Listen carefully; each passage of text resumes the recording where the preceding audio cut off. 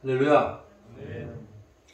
예배 자리에 나온 여러분들 정말 환영하고, 우리 하나님께서 여러분들에게 예배하신 각 사람에게 꼭 알맞는 그러한 복을 주시기를 축원합니다. 오늘은 크리스찬의 경제관에 대해서 우리 하나님께서 어떻게 말씀하고 계시는지 살펴보는 시간이 되었으면 좋겠습니다. 요즘은 코로나와 우크라이나 전쟁 등으로 경제가 어려워지고 있습니다. 이에 따라서 대출을 받아서 아파트나 주택을 구입했던 사람들, 또 대출을 받아서 주식 투자나 코인에 투자했던 사람들이 많이 어렵다고 합니다. 이런저런 사업에 투자했던 사람들도 많이 어렵습니다. 저희 주변에도 열심히 알바를 해서 주식에 투자했는데 주식이 떨어져 마음이 어려운 대학생 이야기도 들었습니다. 미래를 위해 투자했는데 그 투자가 희망이 아니라 걱정과 근심이 될 수도 있다는 것을 봅니다. 크리스찬들은 아파트나 주택을 사야 할까요? 여러분들의 생각은 어떠십니까? 집을 안 사도 살 수 없으니까 사긴 사야 되겠죠? 그러면 몇 채나 사야 될까? 또 주식이나 코인 투자를 해도 될까? 우리 하나님은 그런 것에 대해서 어떻게 생각하고 계실까? 크리스찬들의 경제활동은 어느 정도까지 어떻게 해야 되나? 오늘 여러분들이 말씀을 들으면서 하나님께서 주시는 말씀들을 마음에 잘 새기고 그 주신 말씀을 믿음의 분량대로 받고 그 믿음으로 살아가시는 저와 여러분 되시기를 주님의 이름으로 축복합니다. 다 같이 19절 읽도록 하겠습니다. 시작. 너희를 위하여 보물을 땅에 쌓아두지 말라. 거기는 종과 도둑이 해하며 도둑이 구멍을 뚫고 도둑질하느니라. 할렐루야.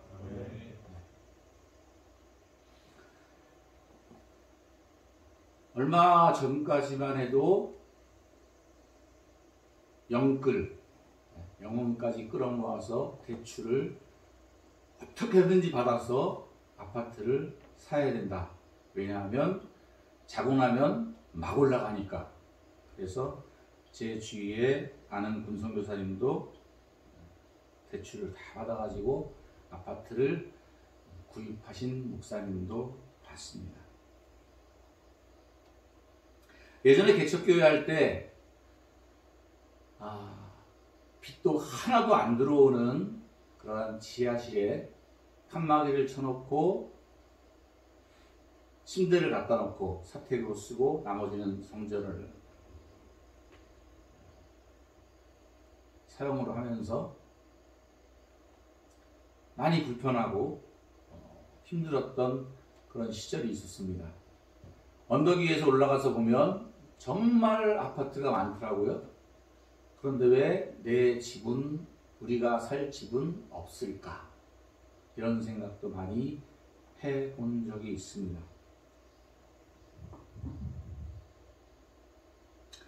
2020년 주택 보급률을 보게 되면, 주택 보급률이라는 것은 우리나라의 주택 수와 우리나라의 전체 가구 수를 나눈 비율입니다. 얼마나 되겠습니까? 103%입니다. 모든 가구가 한 채씩 다 가져도 남아야 정상이에요. 그런데 집이 없는 사람들이 너무나 많은 거예요. 왜 그럴까? 신문에 가끔가다 납니다.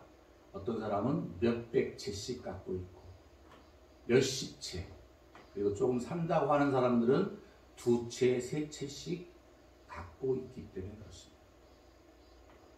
그냥 산술적으로도 생각하게 되면 모든 가구가 한 채씩 다 간다 그러면 이렇게까지 아파트 값이 올라갈 이유가 없잖아요. 저도 집 사는 것을 포기했습니다.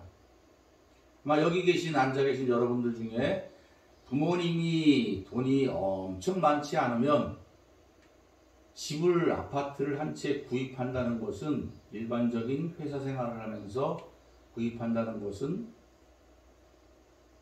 불가능할 것 같아요.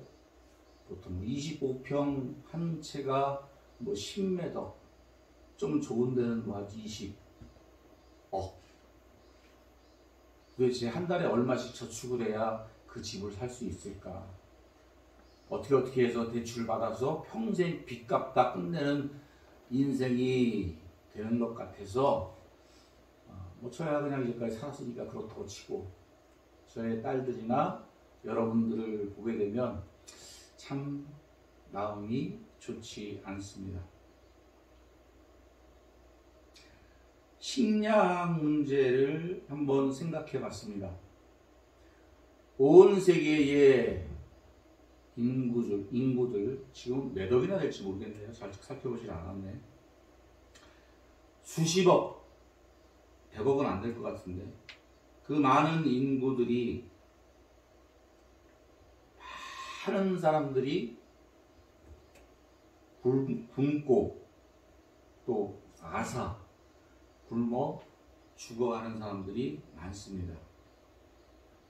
굶주리는 세계라는 책을 보게 되면 곡물, 견과류나 채소, 과일, 고기, 생선 이런 것들을 다 제하고 순수하게 곡물만 생산하는 그 생산량이 3,500칼로리를 생산하고 있답니다. 매일 2kg에 해당되는 곡물을 한 사람에 다 나눠주고도 남을 만한 그런 곡물이래요. 전 세계 인구가 다 비만 체질을 갖고도 남을 만한 그러한 곡물 생산량을 갖고 있습니다. 그런데 그 엄청난 곡물들이 골고루 굶지 않게 다 나눠줬으면 참 좋을 텐데, 우리 하나님은 그렇게 많은 곡식들을 사람에게 주셨지만 그 곡식들이 버려지고 태워지고 해서 곡물값들은 계속 올라가고 전쟁으로 인해서 더 큰 위기가 오고 있다 하는 것을 보았습니다. 이런 세상을 살아가는 크리스찬들은 경제 활동을 어떻게 해야 될까? 크리스찬이라고 금욕적인 생활을 하면서 경제 활동을 하지 않고 날마다 기도와 말씀으로만 살 수 없지 않겠습니까? 혹시 여기 계신 분들 중에 주식 투자를 하고 계시는 분들 계신가요? 우리 용사들도 많이 있다고 하던데, 여러분들이 혹시 주식 투자를 하고 계신다면 어떤 종목을 가지고 투자를 하고 계십니까? 그런 걸 한번 생각해 보셨습니까? 제가 철원에서 군인교회 할 때 저하고 아주 친하게 잘 지내고 얼마 전까지만 해도 저를 많이 도와줬던 군종 형제가 있습니다. 이 형제는 대학생 때 대학생 주식 투자 모의 주식 투자 대회에서 1등을 해서 상도 많이 받고 또 그쪽으로 전역하고 직업을 갖게 돼서 펀드 매니저로 일했습니다. 미국의 유명한 유대인 헤지펀드의 회사에 들어가서 돈도 꽤 많이 벌었습니다. 이 친구는 우리 용사들에게 그런 경제관, 크리스찬의 경제관에 대해서 강의를 굉장히 하고 싶어 합니다. 그런데 혹시라도 오해가 생길까봐 참아라, 우리 부대는 아직 안 된다, 그렇게 얘기를 했습니다. 근데 이 친구가 하는 얘기를 들어보게 되면 주식 투자를 하는 데 있어서 성경적인 기업, 사회와 또 이 인류가 살아가는 이 모든 그 환경에 악영향을 끼치지 않는 그런 기업에 주식 투자를 해도 충분히 수익을 낸다는 겁니다. 주식 투자는 정말 투자로 한다면 그것은 죄악이 아닙니다. 이 세상을 움직이는 경제의 한 축이고 한 방식이기 때문에 자기가 가지고 있는 돈을 통해서 주식을 투자할 수 있습니다. 그 기업에 투자하는 것이죠. 그 기업이 바르게 올바르게 경제활동을 하고 또 사회에 많은 사람들에게 일자리를 제공하고 또 좋은 선행을 한다면 그 회사에 투자하는 것은 나쁜 일이 아닙니다. 그런데 그런 기업에 투자해서 그런 기업만 골라서 투자했는데도 불구하고 본인의 이야기에 의하면 어떤 펀드 매니저보다 많은 수익률을 올리고 있다. 1년에 20% 이상의 수익률을 올리고 있다 하는 얘기를 들었습니다. 여러분들도 한번 생각을 해보시면 좋겠습니다. 한동안 이슈가 되었습니다. 코인 투자에 대해서 이것을 정식으로 나라에서 허가를 해야 되느냐 말아야 되느냐. 우리 용사들도 코인을 투자를 하고 있는지 어떤지 모르겠습니다. 1달러도 안 되던 코인이 코인 1코인에 비트코인이 1억까지 간다고 막 7천만원, 8천만원까지 올라갔는데 지금은 많이 떨어졌겠죠? 제가 볼 때 이 코인에 투자하는 것은 투자가 아니라 도박이고 투기입니다. 하나님은 절대로 기뻐하시지 않을 것 같습니다. 여러분이 돈을 왜 벌려고 하는지, 벌어서 무엇을 하려고 하는지 그 목표가 분명히 서 있다면 내가 해야 될 것인가 하지 않아야 될 것인가가 분명히 구분이 될 것 같습니다. 단순히 돈을 버는 게 목적이라면 뭐 코인 아니라 그보다 더한 것도 하겠죠. 그러나 하나님을 위하여 하나님의 영광을 위하여 살아가겠다고 하는 사람이 악한 일을 하는 그런 기업에 투자를 하거나 코인이나 각종 도박 같은 것으로 돈을 벌어서 어떤 선한 일을 하더라도 하나님은 기뻐하지 않으실 겁니다. 제가 아는 사람 중에 하나는 일주일을 행복하게 살기 위해서 소망을 갖고 기대감을 갖기 위해서 복권을 산다고 합니다. 생각해 보니까 그럴 수도 있을 것 같아요. 복권 당첨 기대하면서 일주일을 요번엔 되겠지. 요번엔 1등 되면 좋고 2등이라도 되면 좋겠지. 뭐 이런 식으로 일주일을 소망 가운데 살아갈 수 있을 거예요. 그러나 우리 하나님께서 그 마음을 기뻐하실까? 관심이 온통 복권을 언제 추첨하는지 모르겠지만 그 추첨할 때 그 당첨되는 거 거기에만 온 신경을 빼앗겨 버리고 만다면 그것은 하나님이 기뻐하시는 일은 아니라고 생각을 합니다. 저 같으면 복권 살 돈으로 많지 않은 돈이지만 하나님께 투자를 하겠습니다. 할렐루야. 할렐루야. 복권에 당첨될 확률보다는 하나님 앞에 작은 돈이지만 그 돈을 하나님께 투자하면 하늘의 창고에 쌓아두면 그것이 나와 내 영혼과 또 하나님의 나라의 귀한 열매로 돌아오게 될 것을 저는 믿습니다. 할렐루야. 할렐루야. 우리 주님이 원하시는 삶의 방법은 어떨까? 오늘 19절, 20절 말씀에 보니까 상반된 이야기인데 똑같이 천 마디를 시작하고 있습니다. 너희를 위하여. 20절에도 오직 너희를 위하여. 19절에는 너희를 위하여 보물을 땅에 쌓아두지 마라.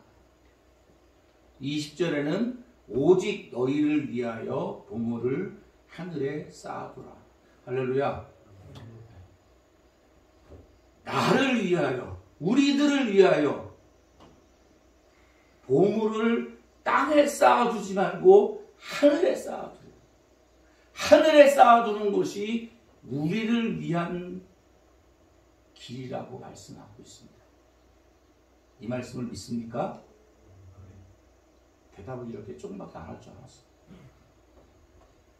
여러분들 위하여 사는 길은 땅에 보물을 쌓아두는 것이 아니라 하늘에 쌓아두는 것이라고 하나님께서 말씀을 하고 있어요. 아멘. 근데 이 말씀이 믿어지는 사람들이 별로 없을 것 같아요. 이 말씀이 정말 믿어진다면 신앙생활의 모습이 달라지겠죠. 보이지 않는 하나님을 믿는 것보다, 보이지 않는 하늘 창고에 쌓는 것보다 보이는 통장에 영의 숫자가 몇 개인가에 관심이 있다고 한다 그러면 절대로 하늘에 보물을 쌓을 수가 없을 겁니다. 유명한 미국의 부흥사 캐더린 쿨만이라는 부흥사가 있습니다. 꽤 큰 과수원을 아버지가 했다고 해요. 창고에 수확을 해서 과일을 많이 쌓아둡니다. 역시 그 동네에 큰 분홍들이 같이 창고에 많이 과일을 수확해서 쌓아놓습니다. 그런데 이상하게 이 쿨만이 자기 아버지의 창고의 과일은 썩지 않는 거예요. 다른 사람들의 창고는 다 썩는데 왜 그럴까? 희한하네. 하나님을 잘 믿어서 그럴까? 그래서 하나님 썩지 않게 방부제를 쳐주시나? 여러분들은 어떻게 생각하세요? 예수를 믿으면 하나님이 창고에 있는 과일이 썩지 않도록 특별하게 은혜를 부어주셔서 그것을 지켜주시는 것 같아요? 그런 것이 아니었습니다. 쿨만의 아버지는 창고에 쌓아놓은 과일을 어려운 사람들을 위해서 많이 나눠줬어요. 많이 나눠주다 보니까 항상 신선한 과일만 창고에 있었어요. 남들이 보기에 그 창고에 있는 과일은 썩지 않는 것처럼 보일 수밖에 없었던 거예요. 할렐루야. 저하고 비슷하게 생긴 김동호 목사님이 계십니다. 김동호 목사님 들으면 기분 나빠하실래나? 부장님 안 그래요? 아니라고 그러는데. 그분은 몰라서. 그 목사님이 큰 교회 담임 목사님을 하셨어요. 그러다 보니까 성도님들이 목사님 드시라고 과일을 막 박스로 막 이렇게 사다 주시죠. 이 권사님, 저 권사님, 저 장로님, 저 집사님 막. 그러다 보니까 베란다에 막 쌓아놨어요. 어느 날 베란다에 가보니까 그 과일들이 다 썩어서 버리게 되는 거예요. 너무너무 가슴이 아파요. 성도들이 목사님 드시라고 정성스럽게 다 가지고 와서 이렇게 대접을 했는데 자기는 그것들을 베란다에 쌓아놓고 썩어서 버리게 되는 그것을 보게 되면서 아, 내가 잘못 살고 있구나. 하나님이 내게 주신 것들을 흘려보내지 않으니까 썩는구나. 그래서 그 다음부터는 받으면 다 나눠준답니다. 할렐루야. 하나님께서 여러분들에게 주신 물질들을 쌓아놓기만 한다면 오늘 말씀처럼 종과 동록이 도둑들이 그것들을 도둑질해가고 썩게 만들고 다 없어지게 됩니다. 물질적인 그런 썩어지고 도둑들이 훔쳐가고 그런 것도 문제지만 더 문제가 되는 것은 자기 창고에 쌓는 것에만 관심을 갖고 있는 내 마음, 심령이 더 문제가 되는 거예요. 여러분들이 읽었던 성경의 부자와 나사로의 이야기 할 겁니다. 부자가 잘못한 것이라고는 별로 없어요. 그저 열심히 벌어서 열심히 즐겁게 먹고 마시며 살았던 것밖에 없어요. 근데 부자는 천국에 들어가지 못했습니다. 거지는 천국에 들어갔어요. 왜 그랬을까? 어간을 살펴보면 그 중간에 그런 내용이 있었겠죠. 부자는 하나님을 바라보지도 의지하지도 하나님의 말씀을 경외하지도 않았겠죠. 오직 자기의 창고에 쌓아지는 것과 그것들을 먹으며 즐기며 잔치했던 것뿐이겠죠. 가난한 사람은 돌보는 것도 관심이 별로 없었고, 내가 무엇을 하며 살며 하나님께 영광을 돌려야 하는지 그것에 대해서도 관심이 별로 없었겠죠.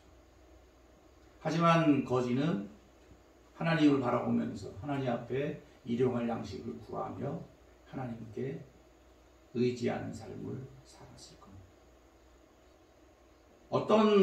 그래서 보니까 돈을 모으며 사는 그런 사람보다 베풀고 나눠주고 사는 삶의 인생이 더 행복하고 기쁘다고 얘기하고 있습니다. 저는 정말 그런 것 같아요. 뉴스에 들려지는 이야기들을 볼 때 베풀고 나눠주고 좋은 일 선행을 하면서 그렇게 사는 사람들은 항상 감사와 기쁨으로 살아가게 되는 것 같아요. 근데 제가 볼 때 재벌이라고 하는 사람들, 그 사람들의 얼굴을 보게 되면 얼굴에 기쁨을, 환한 얼굴, 미소 짓는 얼굴을 본 적이 별로 없는 것 같아요. 여러분들은 어떤 인생을 살기 원하십니까? 19절, 20절의 말씀처럼 너희를 위하여 보물을 땅에 쌓아두지 말라. 20절의 말씀처럼 오직 너희를 위하여 보물을 하늘에 쌓아두라.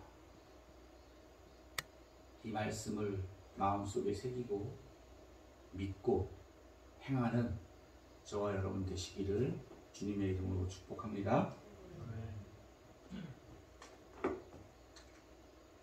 항상 베풀고 나눠주면 어떻게 사나요? 걱정하지 마십시오. 그럴까봐 제가 이렇게 말씀을 찾아놨습니다.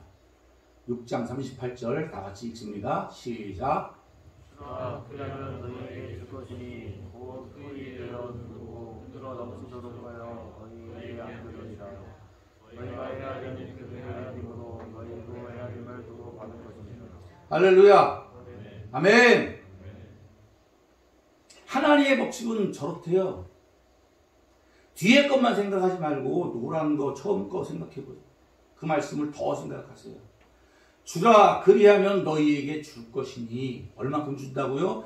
후히 되어서 누르고 흔들어서 대를 갖다 이렇게 하는데 꽉꽉 눌러서 흔들어서 더 꽉꽉 눌러서 하나님이 너희에게 채워주신다고 안겨주신다고 말씀하고 있어요. 너희가 헤아리는 그 헤아림으로 너희도 헤아림을 도로 받을 것이다. 할렐루야. 베풀고 나눠줘서 거지가 되는 것이 아니라 베풀고 나눠주면 하나님이 그 사람에게 더 많은 것으로 더 풍성하게 그렇게 주신다고 말씀하고 있습니다. 12장 33절 너희 소유를 팔아 구제하여 낡아지지 아니하는 배낭을 만들라. 곧 하늘에 둔 바 다함이 없는 보물이니 거기는 도둑도 가까이 하는 일이 없고 종도 먹는 일이 없느니라. 아멘. 여러분들이 쌓아놓은 창고가 하늘에 있을 때 거기는 누가 뺏어가지도 못하고 종과 동록이 그것들을 갉아먹지도 못하는 겁니다. 34절 다 같이 읽습니다. 시작. 너희 보물이 있는 곳에 너희 마음도 있으리라. 할렐루야. 저는 이 말씀이 정말 그런 것 같아요. 지난주에 목요일날 금요일날 시찰회 모임을 가졌습니다. 수양관에 가서 1박 2일로 있었는데 그곳에 계신 목사님들은 저와 같이 군선교사님들이 아니라 한 분이 있었는데 그분은 이따 가시고 나머지 분들은 일반 교회를 하는 목사님들이셨어요. 그러니까 이분들은 전업으로 풀타임 사역자시죠. 요즘에는 풀타임 사역자들이 또 많지도 않더라고요. 교회가 어렵다 보니까 평일에 잡을 갖고 일하다가 수요일이나 주일날 이렇게 강단에서 말씀을 전하는 그런 사역을 하시는 분들도 많다고 하더라고요. 저의 경험에 의하면 이 말씀이 정말 맞는 것 같아요. 정말 돈이 통장에 하나도 없고 가지고 있는 것이 아무것도 없을 때에 그냥 하나님만 바라보고 하나님 앞에 기도하고 하나님의 일만 하고 먹여주시면 먹고 안 주시면 안 먹고 그냥 오시 나의 관심은 하나님께만 마음이 있을 때 그때는 정말 좋았던 것 같아요. 설교 준비하는데 어려운 적이 거의 없었어요. 왜냐하면 살아가는 그 자체가 다 설교의 소재거리가 됐어요. 신방을 하며 차를 가지고 다닐 때도 집사님들과 얘기할 때도 모든 것들이 다 하나님의 은혜로 잘 조화롭게 내 마음속에 정리가 돼서 그것들이 다 설교거리가 됐어요. 그러나 군선교사를 하면서 일주일 동안 세상에서 경제활동을 하고 세상 일을 하며 살다가 주일날 단 한 번밖에 없는 설교, 이 설교를 하려면 얼마나 힘든지 모르겠어요? 그렇다고 여러분들에게 학원을 하면 어떻게 하는 게 좋다 이런 거 얘기할 수 없잖아요. 영화는 뭐 무슨 영화가 좋더라, 유튜브에 뭐 누구 가수가 노래 잘하더라 이런 거 얘기할 수 없잖아요.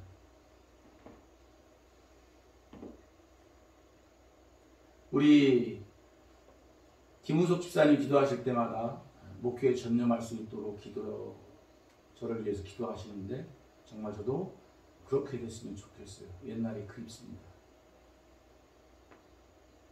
예전에 이스라엘 백성들의 제사장들이 다 도망갔대요. 왜 도망갔을까요? 하나님을 섬기기 싫어서? 아니에요. 이스라엘 백성들이 제사장 몫의 제물을 성전에 갖다 주지 않았어요. 제사장들이 굶을 수밖에 없었어요. 그러니까 먹고 살아야지. 자식들도 먹여야지. 입혀야지. 그러다 보니까 제사장들이 다 도망가는 거예요.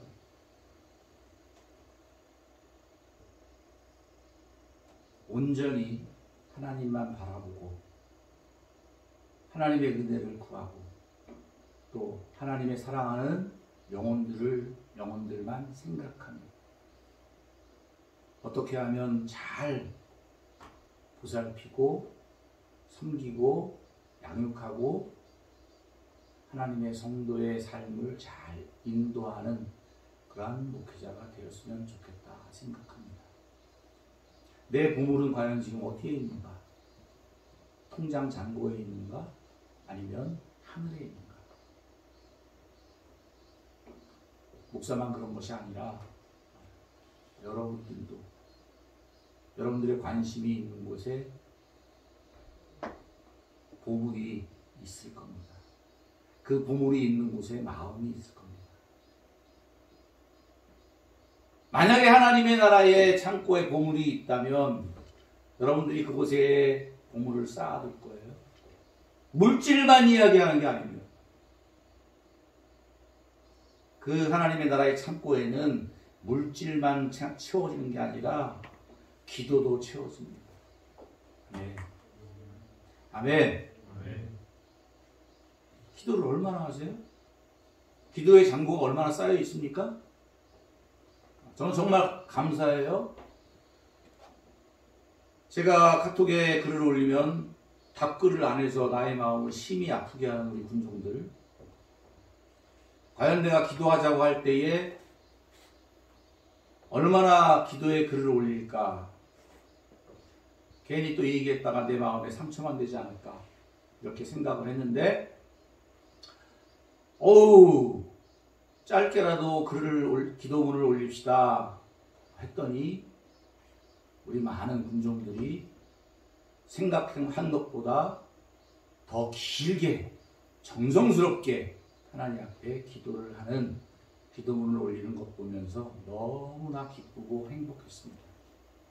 그 기도의 내용들을 읽으면서 정말 은혜를 받았습니다.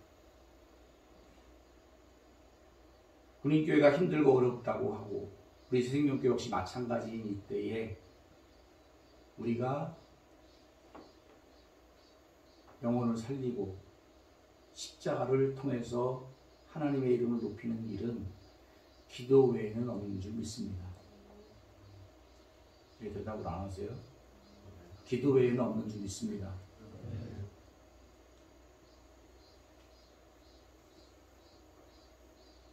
9월달부터 붕어빵 기계를 사다가 붕어빵을 우리 대대원들한테 나눠주고자 합니다. 저는 붕어빵 나눠줬다고 교회가 꽉꽉 찰 거라고 생각하지 않아요. 그러나 교회가 우리 용사들을 사랑하고 섬긴다는 것을 보여주고 실천하기 위해서 그 일을 하려고 합니다. 그런데 중요한 것은 붕어빵 만들어주는 게 중요한 게 아니라 기도로 하늘의 창고에 쌓아두고 그 분량에 이르면 하나님께서 일하실 줄 믿습니다. 아멘. 또 하늘의 창고에 쌓아둬야 될 것이 있습니다. 봉사하는 겁니다. 노력하는 겁니다. 힘을 내는 겁니다. 예전에 우리 군종 형제들은 제가 얘기하지 않아도 토요일날 와가지고 싹 청소하고 대걸레질하고 열심히 와서 찬양 연습도 하고 자기들끼리 모여서 군종회의하고, 제가 토요일날 오게 되면 군종회의록 딱 작성해서 딱 책상 위에 올려놓고 얼마나 많은 수고와 헌신과 노력이 있었는지 몰라요. 그 친구들은 아마 제가 생각할 때 전역하고 나가면서 하나님께서 크신 은혜를 주시고 더 큰 믿음과 영성을 가지고 세상에 나가서 하나님 앞에 영광 돌리는 삶을 살아가고 있을 것을 믿습니다. 할렐루야. 코로나로 인해서 이렇게 군종들하고 같이 만나는 것도 또 와서 봉사하는 것도 이렇게 어렵다 보니까 요즘에는 군종에 해야 할 일들은 이런 거야 말을 하기도 참 어려운 것 같아요. 그래서 하나님이 이제는 우리 용사들 시키지 말고 네가 해라, 너도 봉사 좀 해라, 그렇게 하시는 것 같아서 조금씩 하고 있습니다. 우리 반주하는 큰딸이 오늘 같이 않았으니까 오늘 남아서 교회도 좀 정리 좀 하고 청소도 하고 환경미화도 하고 지붕 새는 것도 좀 살펴보고 합니다. 앞으로 반주자가 계속 없다면 더 남아서 더 열심히 교회를 또 여러분들을 잘 섬기려고 생각을 하고 있습니다.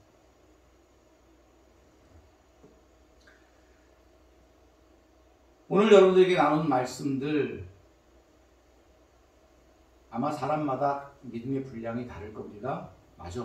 다 붙들고 그 하나님께서 내게 주신 하나님의 육신 육권에 말씀들을 믿고 그대로 행하는 그런 사람들이 있을 수 있고, 믿음이 연약해서 그렇지 못하는 사람들도 있을 수 있습니다. 하나님 앞에 헌신하는 것, 헌금을 하는 것, 봉사하는 것, 억지로 해서는 하나님이 기뻐 받으시지 않으실 거예요. 즐거운 마음으로, 기쁜 마음으로 주의를 성수하고, 주의를 잘 지키는 것, 율법주의 아닙니다. 주의를 잘 지켜야 하나님께서 복 주신다고 얘기하는 게 아니에요. 하나님의 자녀니까 당연히 하나님 앞에 나와가지고 하나님 앞에 예배하는 것, 당연히 하는 거죠. 11조? 11조 얘기하면 갑자기 분위기가 싸늘해질 수 있어요. 네, 믿음의 분량대로 하는 겁니다. 밖에 나가서 나 11조 한다고 자랑하고 다니겠습니까? 자기가 할 수 있는 만큼 하나님께서는 그 마음의 중심을 보고 그 사람의 분량대로 그 사람의 삶 가운데에 하나님의 영광을 위하여 일할 수 있을 만큼 복을 주실 줄 믿습니다. 아멘.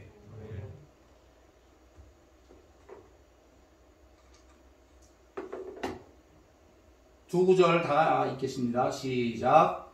그를 좋아하는 자는 흥족하여 될 것이요 남을 택하는 자는 자기도 유익할 것이다.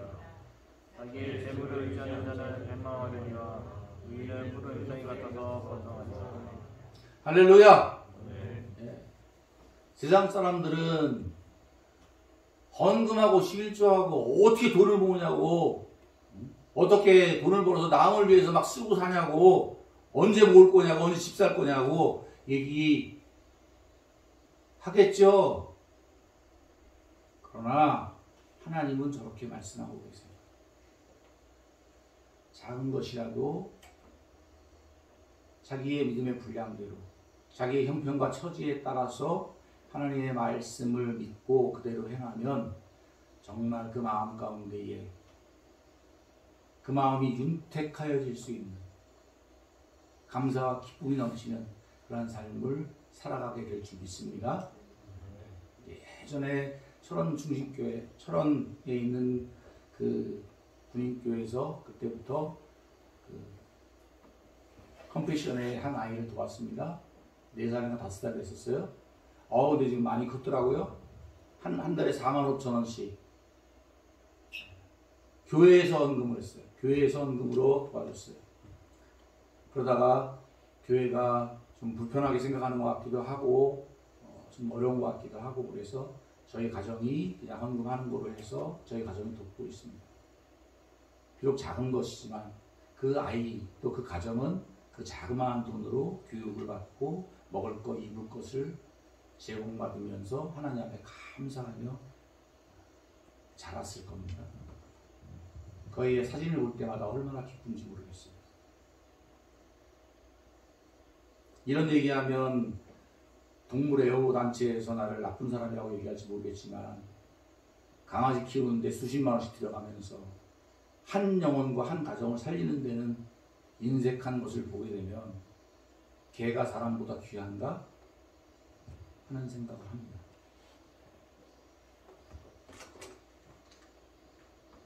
다 같이 읽겠습니다. 시작. 그는 몸의 흙불이니 그러므로 내 눈이 성하면 온몸이 밝을 것이요 눈이 나쁘면 온몸이 어두워질 것이니 그러므로 내게 있는 빛이 어두우면 그 어둠이 얼마나 더하겠느냐. 할렐루야. 아멘. 여러분들은 저가 잘 보이세요? 이 나이가 먹어가니까 눈이 잘 안 보여가지고 안경까지만 망가지고 그러니까 더 안 보이네. 여기에서 말씀하시는 눈은 육신의 눈이 아닌 것을 잘 알고 계시죠? 그렇죠? 눈이 나쁘면 온몸이 어두워진대요. 마음이 어두워진대요. 눈이 밝으면 온몸이 밝아집니다. 저는 여러분들이 눈이 밝아졌으면 좋겠어요. 그래서 주님을 알아볼 수 있고, 주님의 말씀을 볼 수 있고, 하나님의 나라를 볼 수 있고, 영혼을 볼 수 있고,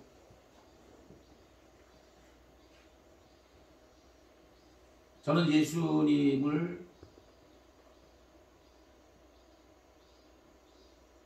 인격적으로 만나는 그때부터 저의 소원은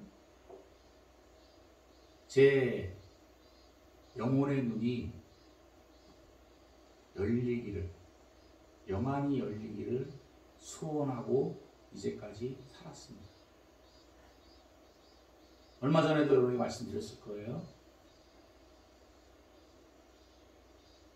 하나님의 나라를 볼 수 있다면, 하나님의 영광을 볼 수 있다면 육신의 눈은 포기할 수도 있다. 그런 마음을 하나님 앞에 드렸습니다. 내 눈으로 지금 보고 있는 것이 무엇인가? 여러분들은 어떠십니까? 하나님의 나라를 보기 위해서 육신의 눈을 포기할 수 있으십니까? 생각해보니까 되게 불편할 것 같긴 한데, 그래도 세상에 썩어져 가는 것, 잠시 있다 없어지는 것, 그런 것을 보는 것보다 하나님의 나라를 보고 하나님의 영광을 볼 수 있다면 저는 그것을 택하고 싶습니다. 저는 여러분들이 눈이 성하고 밝아져서 하나님의 자녀의 영광된 삶을 살아가게 되시기를 주님의 이름으로 축복합니다. 아멘.